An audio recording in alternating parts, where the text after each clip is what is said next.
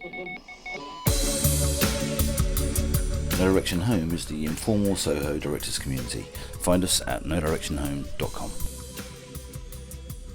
Yeah, I mean, my general quick pitch was always sort of, you know, I'm a horror fan. I want to do my horror movie. I've looked for a new monster. I looked to fairy tales. I want to tell a fairy tale grounded in reality, and that was somewhere between Straw Dogs and Pan's Labyrinth in terms of like what would it be like to do a fairy tale home invasion movie or a fairy tale survival movie, as opposed to a gothic fantastical fairy tale for kids, which I'm a fan of, but wanted to sort of bring it into like more of an adult horror movie. So something based in reality, and that rough, quick pitch creates an image that people generally seem to like, and then they'd be like, what do the creatures look like? And I had some sketches and things like that. Have you got that right now? Yeah. So Corin was very generous to bring his kind of concept book, which I'd actually heard about from my friend Roddy, who knew Corin before I did, and talked about this concept book. So I think everybody's very interested in the process of attempting to try and communicate what your feature idea is to a funder or to a producer, whoever it is, before you've got footage in the can. And so this was Corin's sort of, you know, approach to it. Yes. So I carry sketchbooks, and this was the first.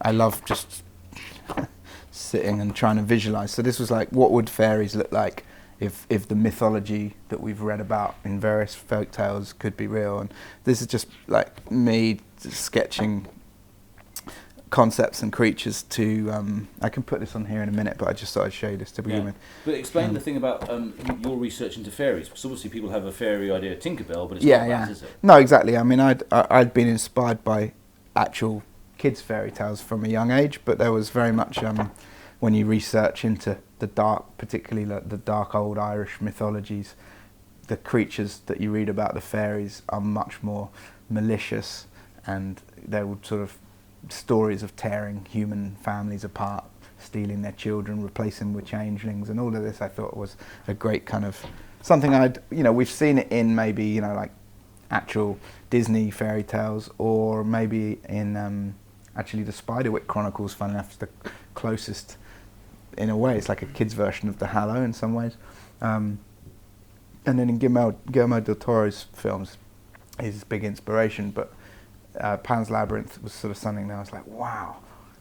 And yet that still kind of feels more fantastical. And I thought, let's do something contemporary that's like, if anyone in here happened to find themselves in the proximity of something from folk fairy mythology, and it was based on some of this sort of this lore and these rules. So these are sort of storyboards and would you actually take this into a meeting and get this out and show this to people? Yeah, so initially there's tons in there, and then I then produced, I brought these along, but I put them on the screen in a minute.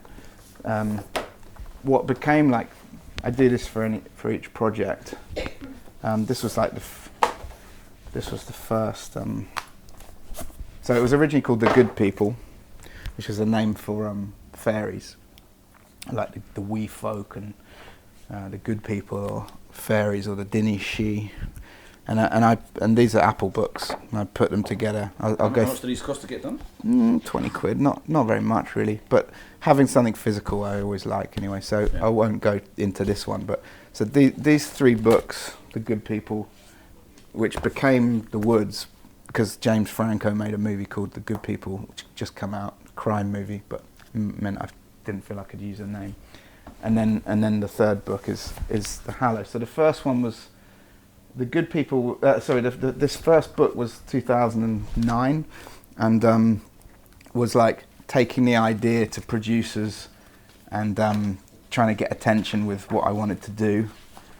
When I had the producers and developed it and was writing the script, this book, the second one, was more like taking it to financiers to raise the money. And then the third book was like, we'd finished the film and I wanted to show Sundance and that kind of stuff. So I'll put them on here quickly. It seems to me like it represents a huge amount of development work in terms of like models and you've got like actors tests and that kind of stuff. Yeah, it was that comes in a minute actually. Yeah.